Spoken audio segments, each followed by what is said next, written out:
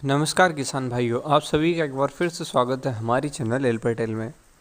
आज हम बात करेंगे सोयाबीन में सबसे ज़्यादा नुकसान पहुंचाने वाले गर्डल बीटल के बारे में। इसकी हम पूरी डिटेल लेंगे, किस तरीके से ये काम करता है, क्या इसका नुकसान होता है और किस तरीके से और कौन से केमिकल से हम सबसे बेहतर इसका कंट्रोल ले सकते हैं।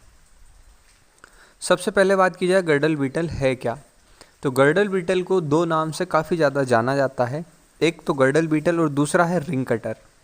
रिंग कटर का मतलब ये होता है कि ये पौधे के अंदर दो रिंग बना देता है और उसके बीच में अपना अंडा छोड़ देता है।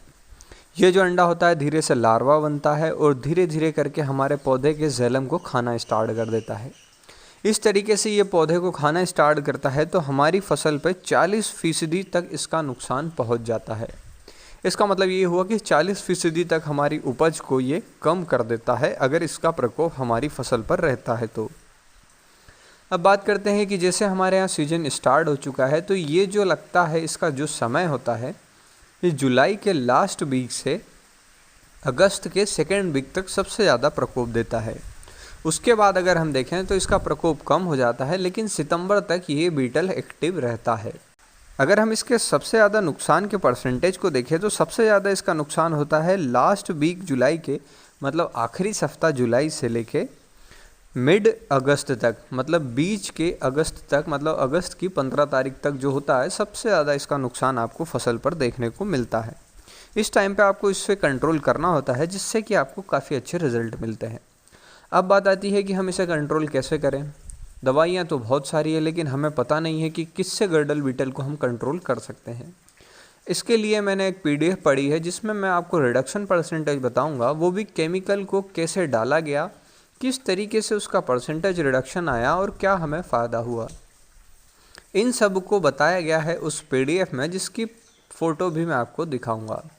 अगर हम बात करें कि हमारे पास सबसे बेहतर ऑप्शन कौन सा है और हम इसे कैसे कंट्रोल कर सकते हैं, तो उसके लिए जो PDF है उसके अंदर ये प्रोसेस दी गई है कि हमने इसके जो फसल पर 2 स्प्रे किए हैं। पहला किया है 35 दिन की अवस्था में, जिसे फर्स्ट डोज कहा जाता है।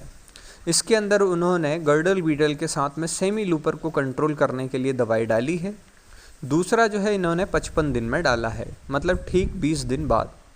इसके अंदर जो सेकेंड स्प्रे होता है इसके अंदर उन्होंने गर्डल बीटल को कंट्रोल करने के लिए दिया है, साथ ही टबैको कैटरपिलर मतलब तम्बाकू इल्ली को भी कंट्रोल करने के लिए डाला है। इस तरीके से इसका रिडक्शन परसेंटेज आया है।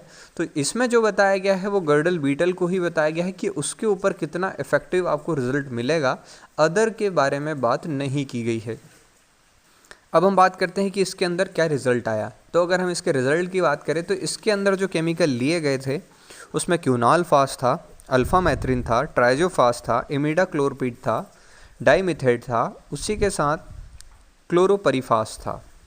अब ये सभी दवाइयाँ हमारे मार्केट में आसानी से अवेलेबल हो जाती है एक्सेप्ट ट्राइजोफास को, क्योंकि ट्राइजोफास जो होता है वो बंद हो चुका है और उसका उतना इफेक्टिव रिजल्ट नहीं भी है। किसानों के अंदर ये भ्रम बना हुआ है कि ट्राइजोफास का सबसे ज़्यादा रिजल्ट मिलता है गर्डल बीटल के ऊपर, लेकिन ऐसा नहीं है। अगर हम सब के परसेंटेज की बात करें तो ये 2 स्प्रे में सबसे ज़्यादा परसेंटेज रिडक्शन जो है वो क्यूनॉलफास का आया, जो कि 82.15% है, जो कि मैं आपको PDF में दिखा रहा हूँ। उसके बाद सेकंड नंबर पर सबसे अच्छा कंट्रोल जो है वो अल्फामेथ्रिन का आया, जो कि 69.41% है। वहीं तीसरे नंबर पर ट्राइजोफास का रिजल्ट है जो कि 78.37% है। उसी के बाद इमिडाक्लोरपिड का रिजल्ट भी लगभग ट्राइजोफास के बराबर है।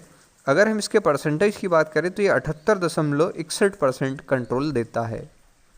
वहीं अगर हम डाइमिथेट और क्लोरोपरीफास की बात करें तो इनका रिजल्ट जो है सबसे कम आया है गर्डल बीटल के ऊपर, लेकिन अगर हम बात करें तो 77.41% डाइमिथेट ने कंट्रोल किया। वहीं क्लोरोपरीफास जो है 75.88% कंट्रोल कर पाई। इस तरीके से हम अगर ओवरऑल देखें कि हमें कौन सी दवाई डालनी है अगर गर्डल बीटल हमारी फसल में एक्टिव होता है तो सबसे अच्छा ऑप्शन आपके पास क्यूनालफास है। इसीलिए मेरी जो वीडियो है जिसमें मैंने बताया है कि 35 दिन की अवस्था में हमें सोयाबीन में क्या डालना चाहिए, तो उसमें मैंने आपको सजेस्ट किया था कि आप क्लोरेंटानिलीप्रोल के साथ में क्यूनालफास डालें। इसका मतलब ये कि ये कॉम्बिनेशन जो है आपकी इल्लियों के लिए भी साथ में गर्डल बीटल के लिए काफ़ी इफेक्टिव रहने वाला है।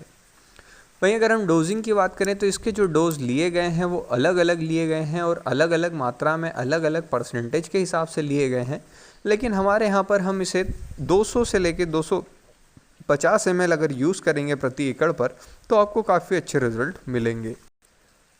तो ये जो जानकारी है हमारे किसानों के लिए काफ़ी ज़्यादा फ़ायदेमंद है, क्योंकि किसानों को अभी तक नहीं पता हो पा रहा है कि हमारे यहाँ पर जो गर्डल बीटल लग रहा है उसका सबसे अच्छा रिडक्शन किस चीज़ से मिलेगा।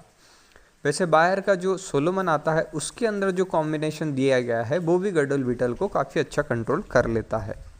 अगर हम बात करें कि इनके साथ में हमें क्या कॉम्बिनेशन करना है तो आप फ्लूमेंडामाइड मतलब फेम का केमिकल उपयोग कर सकते हैं, या फिर कोरोजन का केमिकल उपयोग कर सकते हैं, या फिर इंडोस्कार्ब का भी उपयोग कर सकते हैं। उससे आपको सेमी लूपर और तम्बाकू इल्ली पे काफ़ी अच्छा रिडक्शन मिलेगा। और अगर हम इनके डोसेज की बात करें तो उसके लिए मैंने एक वीडियो बना रखा है जिसे आप देख सकते हैं। तो यही सब कुछ है गर्डल बीटल के बारे में, जो कि काफ़ी ज़्यादा नुकसानदायक होता है हमारी सोयाबीन की फसल में।